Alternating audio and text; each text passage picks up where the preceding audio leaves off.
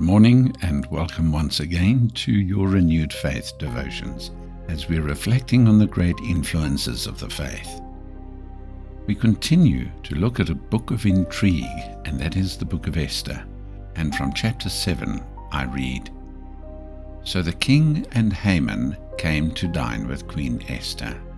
On the second day of the banquet of wine, the king asked Esther, 'What is your request, Queen Esther? It shall be granted to you. And what is your petition?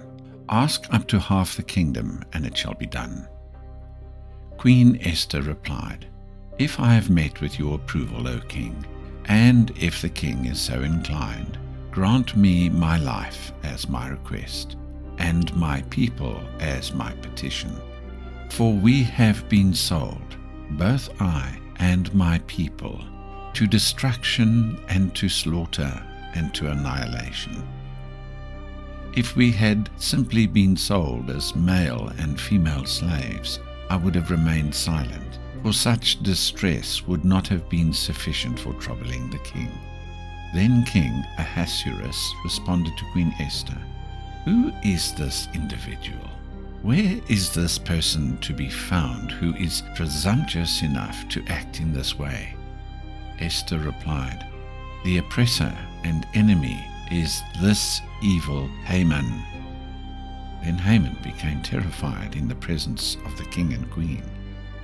In rage, the king arose from the banquet of wine and withdrew to the palace garden.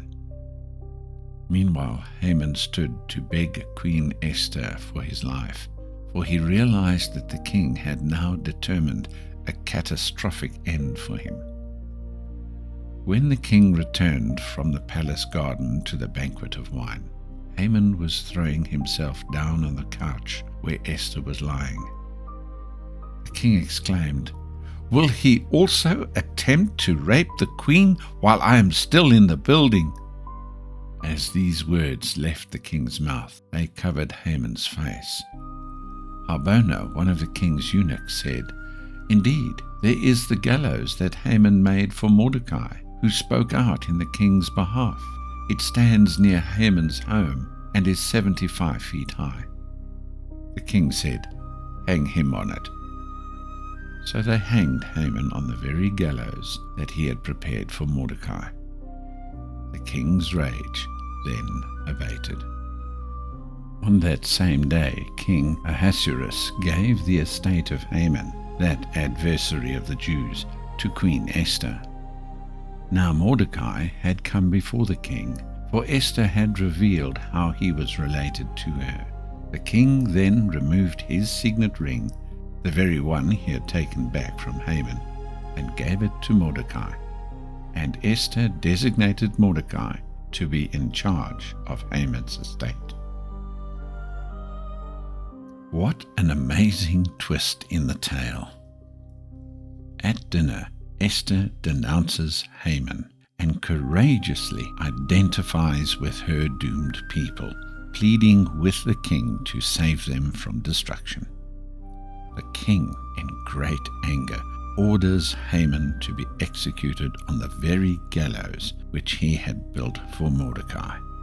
Now that Mordecai's relationship to Esther is out in the open, the king summons Mordecai and appoints him as Haman's successor, giving him the same power that Haman had.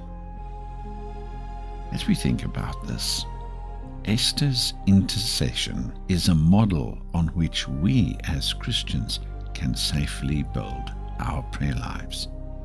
She is bold, simple, plain, and direct. All intercession starts with identification. It begins when we allow the groan of God to enter into our souls.